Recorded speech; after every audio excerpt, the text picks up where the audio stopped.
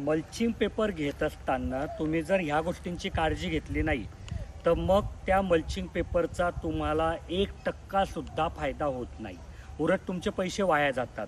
कसा तर हे बघा, मल्चिंग पेपरचं जेव्हा संशोधन झालं ना की सायंटिस्ट लोकांनी हे सांगितलं की बुवा मल्चिंग पेपर शेतीमध्ये वापरल्याने काय काय फायदे होतात, तर त्यात त्यांनी प्रामुख्याने एक फायदा सांगितला होता की मल्चिंग पेपर आथरल्यानंतर खालच्या बाजूने जो काळा रंग असतो तर त्या काळ्या रंगामुळे तुमच्या झाडाच्या आजूबाजूला जे मुळं आहेत तिथे असं वातावरण बनतं की तिथे जसं काही रात्र आहे, तिथे कुठल्याही प्रकारचा प्रकाश मध्ये नसतो.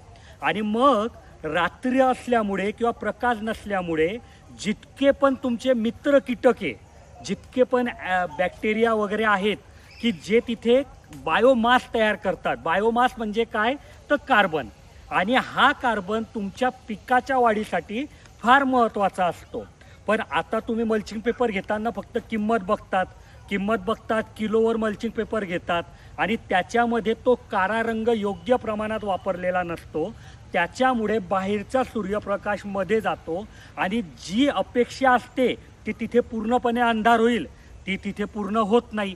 मग याच्यामुळे काय होतं की तिथे जे कार्बन बनायचं प्रमाण आहे ते कमी बनतं आणि तुमच्या पिकाला जे पोषक द्रव्य पाहिजे ते पूर्णपणे भेटत नाही.